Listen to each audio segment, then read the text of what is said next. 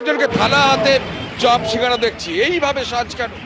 দেখুন, আজকে এই কমিশন, এই বাংলার মুখ্যমন্ত্রী আমাদের রাস্তায় চপ বিক্রি করার নিদান দিয়েছিলেন। সেই নিদানকে দিদি বলেছিলেন, আমার সঙ্গে কেউ খেলতে এসো না, আমার সঙ্গে কেউ খেলতে পারবে না। আমরা দিদির খেলায় হেরে গেছি। এই দিদির খেলায় হেরে যাওয়ার কারণে আজকে আমাদের দিদির কথাতে আমরা নতমস্তক করে আমরা মেনে নিয়ে কলকাতার রাজপথে আমরা এই চপ, এই সিঙ্গাড়া, এই বেগুনি আমরা বিক্রি করছি। আজ আমাদের উপায় নেই, বাড়িতে বৃদ্ধ বাবা মা রয়েছে। আপনাকে বলি, আমাদের এই হকের চাকরিটা নানা কৌশলে বিক্রি হয়ে গেছে। আপনি শুনলে অবাক হয়ে যাবেন। এই বাংলার মানুষ শুনুক, আজকে এই বাংলার মানুষ শুনুক কি করে চাকরিগুলো বিক্রি হয়েছে। আগে সাদা খাতায় চাকরি বিক্রি হয়েছিল, ওই মার ম্যানিপুলেট করে বিক্রি হয়েছিল। এবার কমিশন ওই সমস্ত টাকা দেওয়া, যে সমস্ত 2016 সালে আবার তাদের টাকা নিয়ে 3 থেকে 4 দিন আগে তাদের উত্তর দিয়ে দিয়েছে। তার প্রমাণ আছে। কমিশন এটা একবারও বলতে পারবে যে এটা আমরা করিনি? এর জ্বলন্ত দৃষ্টান্ত আছে। না হলে যারা চুরি করে ঘুট পথে চাকরি পেয়েছিল তারা 60 পেয়েছে। আমি শুধুমাত্র আন্দাজে ঢিল ছুটছি না, এর যথেষ্ট প্রমাণ আছে। আমি প্রমাণ সহ বলতে পারি কিন্তু। এবং দেখুন, তাদের কাছে তো আমরা হেরে গেছি। এই হেরে যাওয়ার কারণে আমাদের আর কোনো উপায় নেই। তার জন্য আমরা এই চপ বিক্রি করছি, আমরা এই সিঙ্গারা বিক্রি করছি, আর বেগুনি বিক্রি করছি। বৃদ্ধ বাবা মায়ের মুখে আমাদের অন্নটা তুলে দিতে হবে। চপ সিঙ্গারা বেগুনি নয়, এখানে একটা চায়ের ক্যান্ডি দেখতে পাচ্ছি, একদম নতুন চায়ের ক্যান্ডি, সেখানে চা এইভাবে ঢালা হচ্ছে। এটাও কি ওরকম একটা পদ্ধতি? আমরা 10 বছর ধরে একটা এসএসসির জন্য অপেক্ষা করেছিলাম। এই কমিশন 10 নম্বর দিয়ে আমাদের বঞ্চিত করে দিল।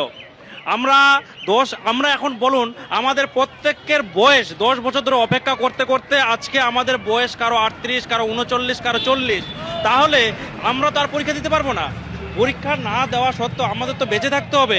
বেঁচে থাকার জন্য আজকে জীবন নির্বাহের জন্য আমরা কেউ চপ, কেউ চপ মুড়ি, কেউ আজকে চা কেটলি হাতে ধরে নিয়েছি, যে আমাদের জীবনের জন্য, বেঁচে থাকার জন্য আমরা নিয়েছি। এই কমিশন আমাদের 10 নম্বর ইন সার্ভিসদের দিয়ে আমাদের ফ্রেশার্সদের রীতিমতোভাবে বঞ্চিত করলো। আর আমাদের আজকে আপনি ধরুন, মাননীয় শিক্ষামন্ত্রী 2022 সালে বিধানসভায় বলেছিলেন মাধ্যমিক স্তরে 1,39,000 ভ্যাকেন্সি আছে। সেই জায়গায় তিনি যে ভ্যাকেন্সি 23,212টি ভ্যাকেন্সি করেছিলেন, সেখান থেকে দুদিন আগে আরো 3টে সিট কমে গেছে। কি করে কমতে পারে, যেখানে লক্ষ লক্ষ ভ্যাকেন্সি, প্রতিটা স্কুল ফাঁকা, সেই জায়গায় ভ্যাকেন্সি কমছে। যেখানে শিক্ষামন্ত্রী বলছেন যে লক্ষ লক্ষ ভ্যাকেন্সি আছে, সেই জায়গায় ভ্যাকেন্সি কমছে। এই যে ভ্যাকেন্সি, শূন্য পদ, তারা বৃদ্ধির দাবিতে আজকে মিছিলে নেমেছেন। একেবারে প্রসঙ্গ, আমি তোমার কাছে আবারও ফিরবো। নতুন চাকরি প্রার্থী তারা কিন্তু ফের পথে নেমেছেন, হাতেই কিন্তু প্রতীকী চা, মুড়ি, চপ।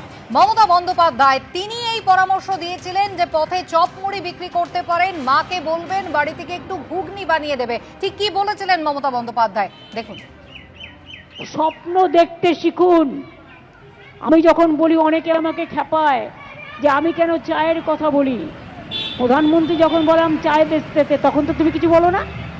আমি যদি বলি, ভাই যখন কিছু নেই, 1000 টাকা নাও, দুটো চায়ের কেটলি কেনো, ঘর থেকে কিছু চা কিনে তৈরি করো, আর বিস্কুট নাও, বউকে দিয়ে ঘুগনি তৈরি করে আনো, দেখো প্ল্যাটফর্মে গিয়ে দাঁড়াও, বাস স্ট্যান্ডে গিয়ে দাঁড়াও, এই টাকা তোমার কত দিনে কত টাকায় দাঁড়ায়। কোনো কাজ ছোট নয়, সব কাজই বড়। এবিপি আনন্দ এগিয়ে থাকে।